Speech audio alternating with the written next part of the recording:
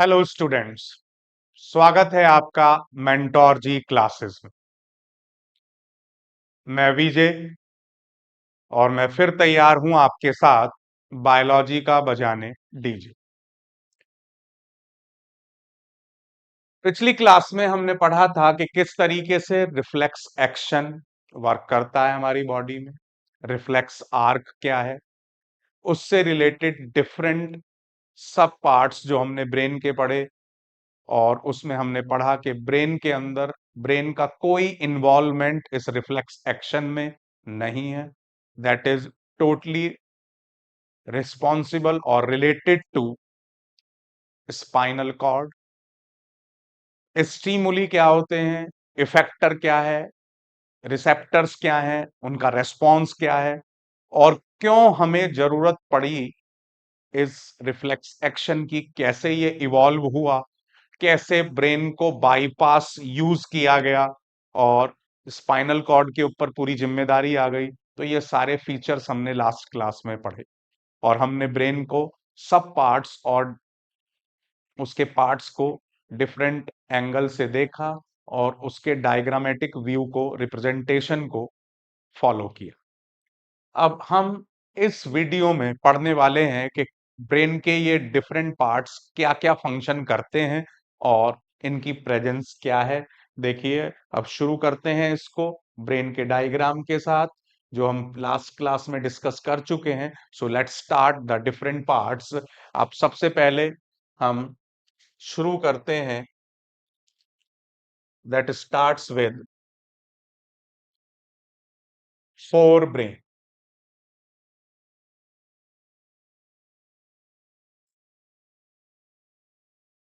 Fore brain, four head आपने सुना होगा, माथा। तो उसी हिस्से को हम, इस आगे के हिस्से को हम फोर ब्रेन के नाम से जानते हैं। मैंने आपको बताया था कि फोर ब्रेन दो पार्ट में बटा हुआ। पहला डायंसीफेलॉन एंड सेकंड इज सेरिब्रम। डायंसीफेलॉन फिर दो पार्ट में बढ़ जाता है आपका। One is thalamus and second is hypothalamus.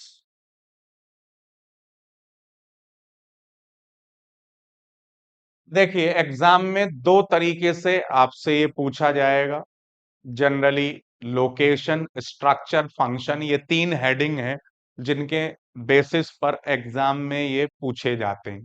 अब उन्हीं बेसिस पर हम बात करेंगे। जरूरी नहीं है सभी की स्ट्रक्चर, लोकेशन, फंक्शन ही हो। किसी में लोकेशन होगी, किसी में फंक्शन होगा, किसी में दोनों होंगे और किसी में स्ट्रक्चर और लोकेशन। That depends. फंक्शन सभी के हैं लेकिन स्ट्रक्चर, लोकेशन सभी की नहीं है। तो अब सबसे पहले बात करते हैं हम थैलेमस की। So let's focus on thalamus. तो देखिए, थैलेमस को ऑब्जर्व करें हम तो मैंने आपको लास्ट क्लास में बताया था कि that is between mid brain and hypothalamus. तो that is thalamus between mid brain and hypothalamus. तो इसकी लोकेशन क्या हो गई हमारी? बिटवीन मिड ब्रेन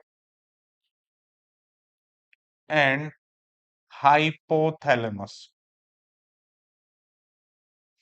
अब बात करते हैं इसके फंक्शन की। तो if we relate with the function, तो फंक्शन की बात करें तो फंक्शन है इसका that regulate the urge of hunger and thirst. भूख प्यास, भूख लगना, प्यास लगना। हमेशा ही हमें भूख नहीं लगती, हमेशा ही हमें प्यास नहीं लगती। कुछ एक पर्टिकुलर टाइम पर लगती है और वो टाइम क्या है? वो टाइम ये है कि जब शरीर को उसकी डिमांड है। तो वो डिमांड का एहसास हमें कराना इसका काम है। ये हाइपोथैलेमस का, सॉरी, थैलेमस का काम है। Next, next is hypothalamus. तो हाइपोथैलेमस की हम बात करें तो location of hypothalamus is, hypo means होता है below, So below thalamus is the location of hypothalamus. Below thalamus is the location of hypothalamus. अब इसके फंक्शन की अगर हम बात करें, सो फंक्शन ऑफ हाइपोथैलेमस, पहला फंक्शन है to control pituitary, pituitary gland को कंट्रोल करना। इसी चैप्टर के एंड में हम पढ़ेंगे, जिसको हम मास्टर एंडोक्राइन ग्लैंड कहते हैं, क्योंकि ये हाइपोथैलेमस इसको कंट्रोल करता है और इसके बदले में ये पिट्यूटरी बाकी एंडोक्राइन ग्लैंड्स को कंट्रोल करती है। So that's why it is named as master gland. Second function is, hypothalamus का दूसरा फंक्शन है टू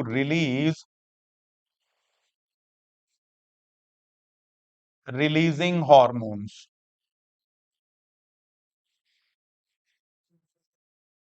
एक तरीके से देखा जाए तो ये दोनों फंक्शन एक दूसरे के साथ रिलेट करते हैं। एक ही बात कही जा रही है कि कंट्रोल जो पिट्यूटरी का होता है वो रिलीजिंग हॉर्मोन्स के थ्रू ही होता है। तो इसका दूसरा फंक्शन बेटर हम ये कह सकते हैं to control temperature, body temperature को कंट्रोल करना।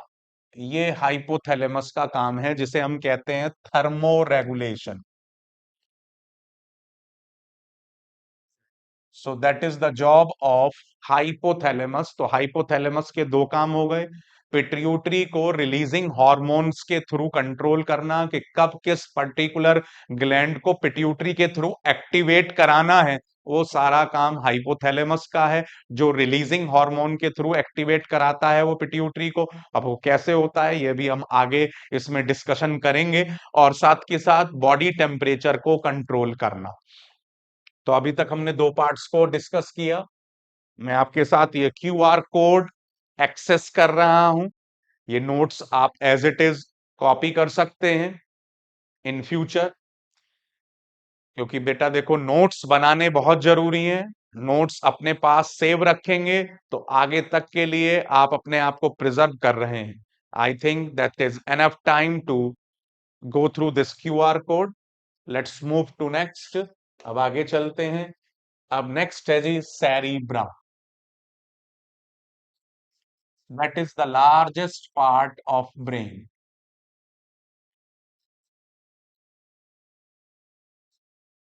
This is the largest part of brain even for forebrain as well as the whole brain. पूरे ब्रेन की बात करें आप तब भी, और फोर ब्रेन की बात करें तब भी।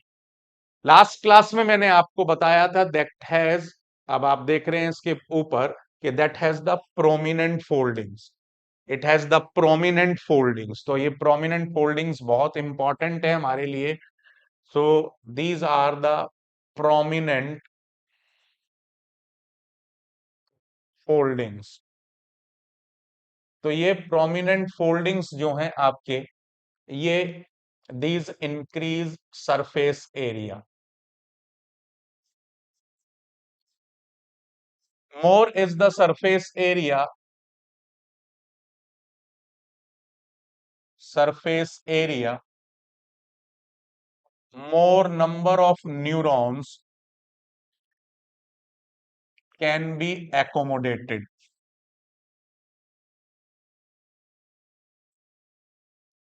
More is the intelligence and more is the IQ. जितना हम मेहनत करेंगे, सोचेंगे किसी चीज के लिए, तर्क वितर्क करेंगे, उसके लॉजिक को अप्लाई करने की कोशिश करेंगे, whatever we try, these foldings will increase. जितनी ये फोल्डिंग्स इंक्रीज होंगी उतना हमारा ब्रेन का सरफेस एरिया बढ़ेगा, उसमें उतनी ही ज्यादा न्यूरॉन्स आ जाएंगे, उतना ही हमारी इंटेलिजेंस बढ़ेगी और उतना ही हमारा आईक्यू इंक्रीज होगा। तो इसीलिए दुनिया में हर चीज घटती है समय के हिसाब से, ये समय के हिसाब से, मैच्योरिटी के हिसाब से बढ़ता है। तो इसीलिए बच्चों दिमाग खर्च करने में कभी भी सोचना नहीं चाहिए, इसको खर्च करिए खूब। इसके ऊपर जितना आप ट्राई करेंगे, जितना इसको डेवलप करने की कोशिश करेंगे, उतना ये आपको जीवन में फायदा दे। तो फिर मैं इसको आपके साथ शेयर कर रहा हूं, क्योंकि देखिए नोट्स की ही सबसे ज्यादा बच्चों के पास कमी होती है। नोट्स बच्चे अपने पास प्रिजर्व रखें, आगे तक के लिए आप उन्हें एंजॉय कर सकते हैं और आपके लिए टॉपिक आसान बन सकता है। I think this is enough time to go through this QR code. Next is, अब इसके और पहलुओं पर बात करते हैं। तो सेरिब्रम में हमारा एक हो गया इसका प्रोमिनेंट फोल्डिंग्स की बात हो गई। अब ये लार्जेस्ट पार्ट हो गया ब्रेन का, फोर ब्रेन का पार्ट हो गया ये आपका। इसके अलावा ये आपके पूरे हिस्से को कवर कर रहा है, आगे से लेकर पीछे तक। सेरिब्रम के ऊपर, सेरिबेलम के ऊपर तक का पूरा हिस्सा ये आपका पार्ट कवर कर रहा है सेरिब्रम। अब जितना भी इसके फंक्शन को अगर हम पॉइंट आउट करें, तो फंक्शन है इसका, जितना आप जो भी सोच रहे हैं, थिंकिंग, मेमोरी, रीजनिंग, आपका ये सभी जितने भी प्रोसेसेस हैं, ये जितने भी हमारे मेन काम हैं ब्रेन के, वो सारे ये हमारा पार्ट करता है, जिसका नाम है सेरिब्रम। ठीक है बच्चों, तो अभी तक हमने फोर ब्रेन को डिस्कस किया। Let's move to the midbrain. अब हम नेक्स्ट पार्ट की तरफ बढ़ते हैं, और ये नेक्स्ट पार्ट है आपका मिड ब्रेन। तो मिड ब्रेन की तरफ बात करते हैं अब। मिड ब्रेन के भी पार्ट्स होते हैं, but that is not in your syllabus, ये आपके सिलेबस में नहीं है। तो हम केवल उन पॉइंट ऑफ व्यू को डिस्कस करेंगे जो आपके सिलेबस में है। तो भाई अगर हम इसकी कहें लोकेशन, तो लोकेशन की सीधी बात क्या होगी? लोकेशन की सीधी बात क्या है? बिलो, मैंने आपको बताया था, दैट इज कॉर्पस कैलोसम। इसका नाम मैंने आपको लास्ट क्लास में बताया, तो आप यही लिख सकते हैं, below corpus callosum. Below corpus callosum, आप इसकी लोकेशन लिख सकते हैं। अब नेक्स्ट बात करते हैं फंक्शन की। तो फंक्शन, इसका पहला फंक्शन ये है कि आपका आई और ईयर मसल्स को रेगुलेट करना, to regulate eye and ear muscles. उन मसल्स को रेगुलेट करना, ये काम है आपका मिड ब्रेन का। और इसके अलावा voluntary movement, movement of muscles, जो भी हम हाथ पैरों का अपना मूवमेंट कराते हैं, काम कराते हैं अपनी इच्छा से, जो हम सोच समझ कर कर रहे हैं, वो सारा का सारा काम मिड ब्रेन के बेसिस पर होता है, उसकी समझ के हिसाब से होता है। हमारी समझ यानी कि मिड ब्रेन उसके अंदर वर्कआउट कर रहा है। तो अगेन नेक्स्ट इज, आगे की बात करें हम, चलिए तो पहले इस QR कोड को शेयर कर लें, ताकि आपके पास ये प्रिजर्व रहे। नेक्स्ट भी फिर मूव करते हैं अगले पार्ट की तरफ, जिसका नाम है आपका हाइंड ब्रेन। हाइंड ब्रेन को फिर डिस्कस करेंगे। सो this is enough time, in this you can scan this. Next is the hind brain. अब हाइंड ब्रेन की तरफ चलते हैं। Hind brain, this hind brain, जैसे कि मैंने आपको बताया था कि इसके तीन पार्ट्स हैं। सबसे पहले हम बात करते हैं पॉन्स की। इसका नाम, पूरा नाम है इसका pons varolii, that is the full name of this pons. अब ये पॉन्स की लोकेशन की आप बात करें, सो लोकेशन ऑफ पॉन्स, अब आप ध्यान से देखिए, पॉन्स को आप क्या कहेंगे? पॉन्स को आप कहेंगे कि बिलो पिट्यूटरी। ठीक है, तो आप कह सकते हैं इसको बिलो पिट्यूटरी, या जस्ट अबव मेड्यूला। आप बेहतर कह सकते हैं just above medulla. So that is the location of pons। And second, if we go through the function, तो फंक्शन की अगर हम बात करेंगे, तो फंक्शन है इसका, सिमिलर फंक्शन ये है कि that regulate rate of respiration, rate of respiration, respiration की रेट को रेगुलेट करना इस पॉन्स का काम।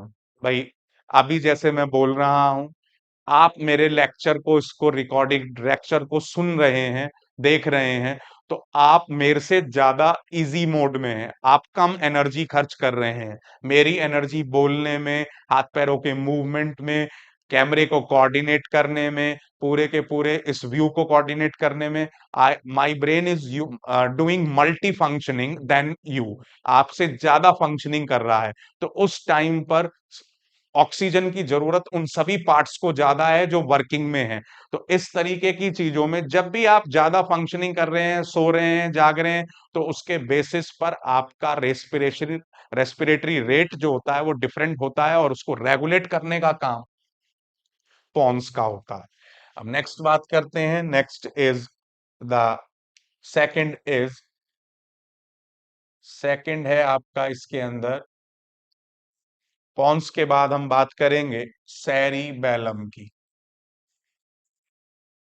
सेरिबैलम में भी आप देख रहे हैं ये पान के पत्ते की जैसी स्ट्रक्चर जो सेरिबैलम की है, इसको आप ध्यान से देखें तो इसके अंदर आपको ये छोटे छोटे पार्ट्स दिखाई देंगे, ब्रांचेस दिखाई देंगी, इन्हें हम कहते हैं fissures. These are named as fissures. और ये फिशर्स उसी तरीके से होते हैं जैसे प्रोमिनेंट फोल्डिंग्स होती हैं, लेकिन इनका काम इंटेलिजेंस से रिलेटेड कुछ भी नहीं है। बट ये भी फिशर्स भी इसका सरफेस एरिया बढ़ाने में हेल्प करते हैं। सेरिबैलम, आप कह सकते हैं इसकी लोकेशन की अगर हम बात करें तो लोकेशन क्या हो जाएगी, at the base of fore brain. ठीक है जी। और बिल्कुल आप देखेंगे लास्ट पार्ट होता है ये। अब बात करें इसकी फंक्शन की, तो फंक्शन है इसका to maintain body posture.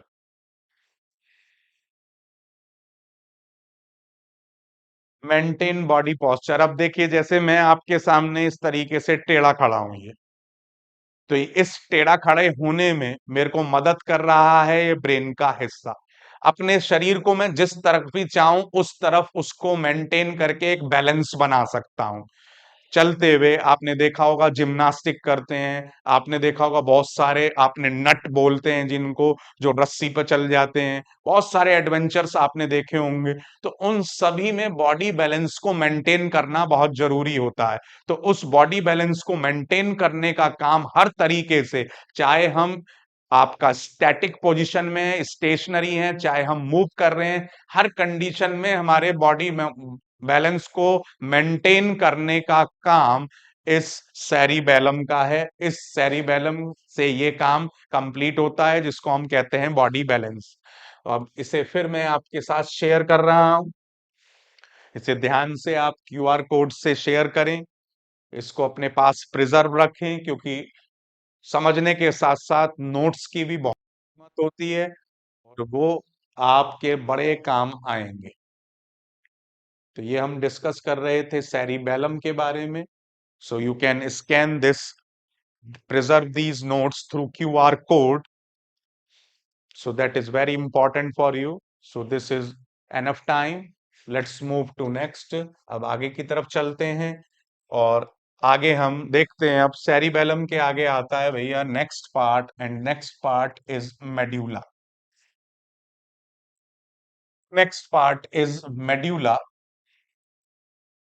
And medulla की पूरी फुल फॉर्म अगर हम कहें तो इसका नाम है medulla oblongata. That is medulla oblongata.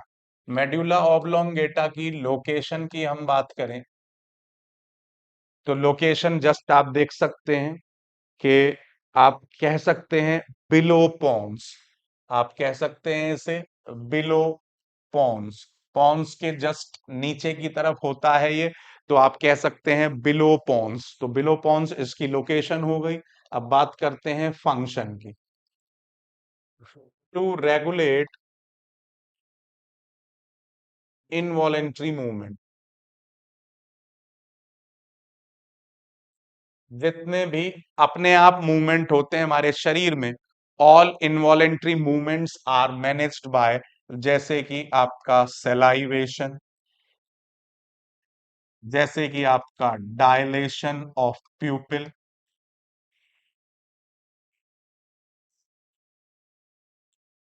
आपका blinking of eyes,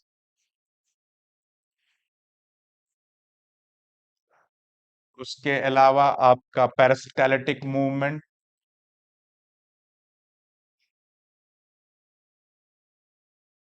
of oesophagus,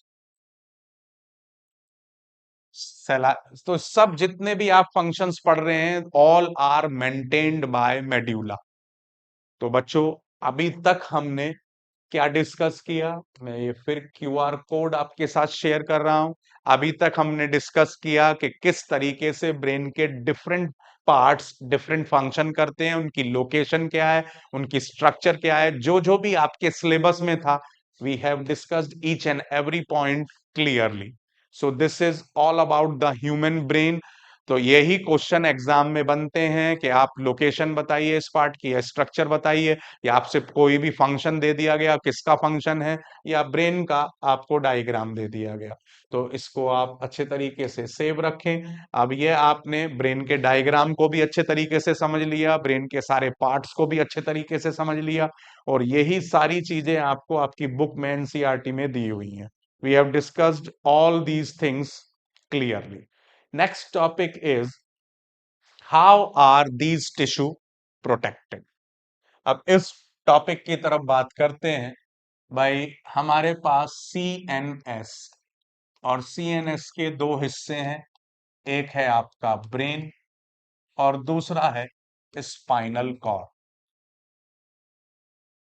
तो दीज टिश्यू का मतलब यहां पर ये दीज टिश्यू जो वर्ड यूज कर रहे हैं, दीज टिश्यू यूज कर रहे हैं ये स्पेशली इस सीएनएस के लिए ही, इस ब्रेन और स्पाइनल कॉर्ड के लिए। तो ब्रेन में अगर हम बात करें, दोनों में पहली चीज जो होती है, ब्रेन क्रेनियम से ढका हुआ होता है, जिसे हम ब्रेन बॉक्स कहते हैं। वहीं हम स्पाइनल कॉर्ड की बात करें तो it is protected by vertebral column, that is protected by vertebral column, जिसे हम रीढ़ की हड्डी बोलते हैं।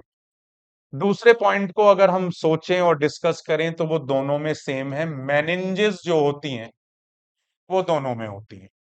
So that is the common point in both. Spinal cord के पास भी मेनिंजेस होती हैं और ब्रेन के पास भी मेनिंजेस होती हैं। तो यहाँ दोनों एक दूसरे के इक्वल हैं, दोनों ही रखते हैं ये। ब्रेन के पास कोई एडिपोज टिश्यू की लेयर नहीं होती, नो एडिपोज टिश्यू लेयर। लेकिन यहां पर स्पाइनल कॉर्ड के पास ये एक्स्ट्रा लेयर है, that also has adipose tissue layer. तो इस तरीके से ये दोनों एक दूसरे, मतलब प्रोटेक्शन होता है इनका। ब्रेन के पास दो प्रोटेक्शन है, लेकिन स्पाइनल कॉर्ड के पास तीन प्रोटेक्शन है। नेक्स्ट चलते हैं। अब अगला टॉपिक है आपका how does the nervous system cause action. देखिए भाई, यहां पर इस पैराग्राफ में चार क्वेश्चन आएंगे जो बहुत बहुत बहुत बहुत इंपॉर्टेंट है एग्जाम के लिए, जो हम डिस्कस करते चल रहे हैं वो भी। और ये भाई बड़े ध्यान से मैं अब आपको मार्क करा रहा हूं, इस चीज पर आपको स्पेशली फोकस करना है। देखिए जी, सबसे पहला क्वेश्चन, इसका आंसर जो आपको ये दे रखा है यही क्वेश्चन है, और ये एग्जाम में कई बार आ चुका है। How does the nervous tissue cause action. तो इसका आंसर देखिए यहां से शुरू होता है। सबसे पहले इट का मतलब यहां कर देंगे आप नर्वस सिस्टम। इट की जगह क्या लिखेंगे? Nervous system. तो ये this nervous system collects information, that is the first. और इसे फ्लो चार्ट फॉर्म में लिखेंगे ताकि इसको कैच करना आसान रहे, एग्जामिनर के थ्रू पढ़ना इसको आसान रहे। दूसरा, send it around the body. पहले नर्वस सिस्टम ने उस इंफॉर्मेशन को कलेक्ट किया, फिर पूरी बॉडी के थ्रू इसको भेजा। नेक्स्ट, प्रोसेस इंफॉर्मेशन, फिर इंफॉर्मेशन को प्रोसेस किया। भाई आप जानते हैं ब्रेन और स्पाइनल कॉर्ड का काम है ये प्रोसेस करना उसको। उसके बाद makes decision based on the information, ये प्योरली ब्रेन का काम है उसको डिसीजन लेना। उसके बाद फिर इसके अंदर काम होगा आपका कन्वेज डिसीजन टू मसल्स और फॉर एक्शन। अब यहां पर मसल्स एंड ग्लैंड्स दोनों हो सकता है, वो डिपेंड करता है कि किस सिचुएशन में है, तो यहां मसल के साथ आप ग्लैंड भी यूज करेंगे। सो this is the answer of this question जो अभी हमने डिस्कस किया कि how does the nervous tissue cause action. तो नर्वस टिश्यू कैसे एक्शन करता है, सबसे पहले वो नर्वस आपका सॉरी इट कल हाँ नर्वस सिस्टम जो है कलेक्ट इंफॉर्मेशन, देन उस इंफॉर्मेशन को बॉडी के अराउंड सेंड करता है, फिर उसको प्रोसेस करता है, उसके ऊपर डिसीजन बनाता है और उस डिसीजन को मसल्स या ग्लैंड्स तक कन्वे करता है। उसके बाद आता है आपका second question, that is another very important question and that is how do animal muscles move. Next is how do animal muscles move. अब इस क्वेश्चन का आंसर आंसर देखिए भाई, इसका आंसर ये है कि when a nerve impulse reaches the muscle fiber must move. So that is the answer of this question. When nerve impulse जैसे ही किसी मसल पर रीच करता है और मसल फाइबर मूव करना स्टार्ट कर देते हैं। फिर नेक्स्ट क्वेश्चन आता है जी आपका कि हाउ डू, ये फिर नेक्स्ट क्वेश्चन आ गया, how does a muscle fibre move, के मसल फाइबर मूव करता कैसे है। तो इसका आंसर देखिए यहां पर है, simplest notion of at the cellular level. अब ये आ गया यहां से, muscle cells will move by changing their shape so that they shorten. जब भी मसल फाइबर मूव होते हैं तो देखिए ये हमने सोच समझ कर करा, मूवमेंट ये आपको शो हो रहा है, ये फैल गई मसल्स तो इसे हम कहेंगे रिलैक्सेशन, और ये कॉन्ट्रैक्शन हो गया, तो इस तरीके से शॉर्ट होना या लॉन्ग होना, कॉन्ट्रैक्ट करना या रिलैक्स करना, that is the function of muscle fibres. फिर नेक्स्ट क्वेश्चन आता है जी इसके अंदर, and next question is how do muscle fibres change their shape, कि मसल फाइबर्स अपनी शेप को कैसे चेंज करते हैं। तो मसल फाइबर्स की आपका जो शेप चेंज होती है वो होती है, muscle cells have special proteins that change both their shape and their arrangement in the cells to nervous electrical impulse. अब जो ये मसल फाइबर्स हैं के स्पेशल प्रोटीन्स हैं, इनके ब्रैकेट में आप जरूर इस चीज को खोलेंगे, इन स्पेशल प्रोटीन्स को हम कहते हैं contractile proteins, contractile proteins, and these proteins are two. One is actin and second is myosin. ये दो प्रोटीन होते हैं, एक्टिन और मायोसिन। ये प्रोटीन्स बेसिकली मसल के मूवमेंट के लिए जरूरी हैं। तो यहां पर आप इसको जोड़ेंगे। उसके बाद दूसरा point, when this happens new arrangement of these proteins give the muscle cells a shorter form. तो आपने देखा हमने यहां पर चार क्वेश्चन डिस्कस करे भाई। पहला ये रहा आपका कि how does the muscle tissue cause action. उसके बाद दूसरा क्वेश्चन ये रहा, how do animal cells muscles move. तो एनिमल मसल्स नर्व इंपल्स के पहुंचने पर मूव करती है।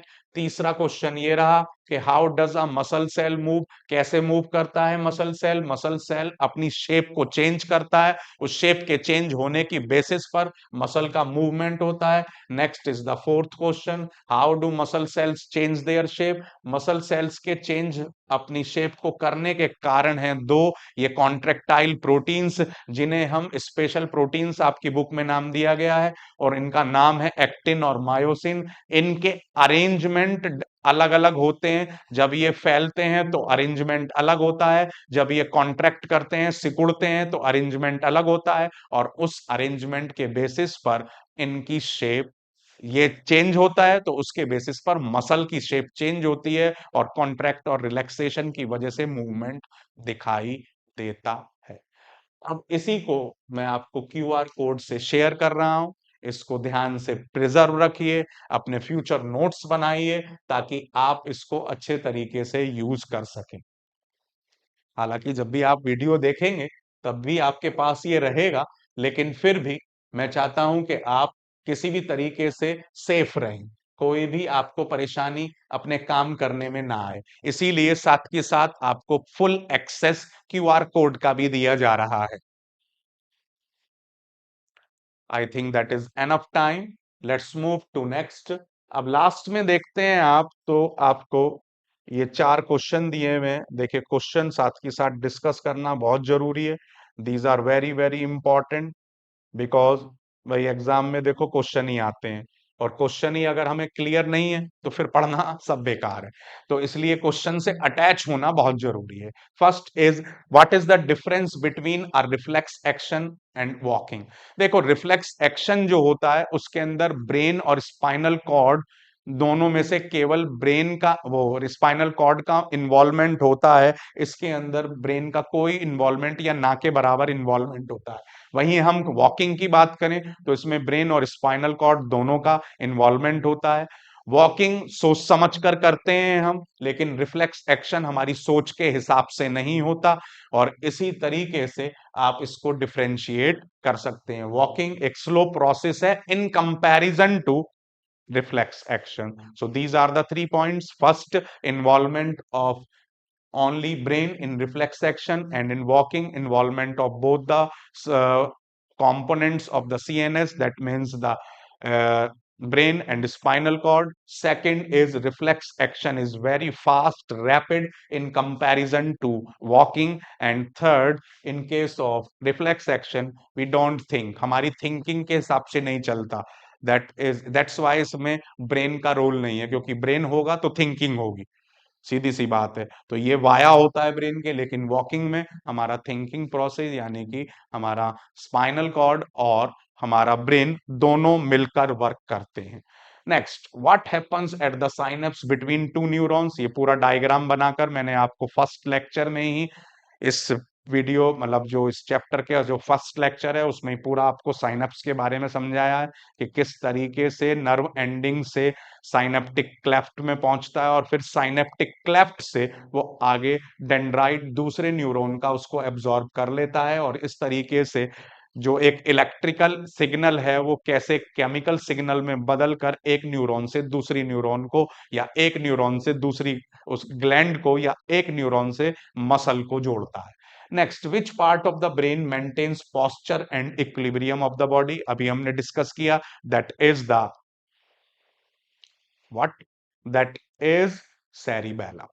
Next, how to detect the smell of an अगरबत्ती, इंसेंस स्टिक। भाई आपको बताया था कि हमारी नाक में रिसेप्टर्स होते हैं जिन्हें हम कहते हैं olfactory receptors. So these olfactory receptors help to smell it out. Next, last, what is the role of the brain in reflex action. तो रोल ऑफ द ब्रेन मैंने आपको बताया था, दैट इज ऑलमोस्ट नेग्लिजिबल। केवल एक बहुत छोटा सा रोल है ब्रेन का रिफ्लेक्स एक्शन में, और वो है आपका interpretation or decision making at very minute level. Otherwise there is no role of brain in reflex action. So that's all about this video. इसमें हमने इस पूरे एक पार्ट को खत्म कर लिया है, इसके एक सेक्शन को खत्म कर लिया है। ये पूरा चैप्टर 3 सेक्शंस में है। पहला आपका ह्यूमन ब्रेन के और स्पाइनल कॉर्ड के बारे में, नर्वस सिस्टम के बारे में। दूसरा अब हम पढ़ेंगे कोऑर्डिनेशन इन प्लांट्स, ठीक है। और फिर हम पढ़ेंगे कोऑर्डिनेशन इन एनिमल्स, यानी कि हार्मोनल सिस्टम इन एनिमल्स। तो इसको हम अगली वीडियो में स्टार्ट करेंगे, तब तक जुड़े रहिए। इसी तरीके से बायोलॉजी को वीजे के साथ आसान बनाते रहिए और बायोलॉजी का डंका बजाते रहिए। फिर मिलेंगे अगली वीडियो में, इसी तरीके से कंटिन्यू रखिए। Thank you.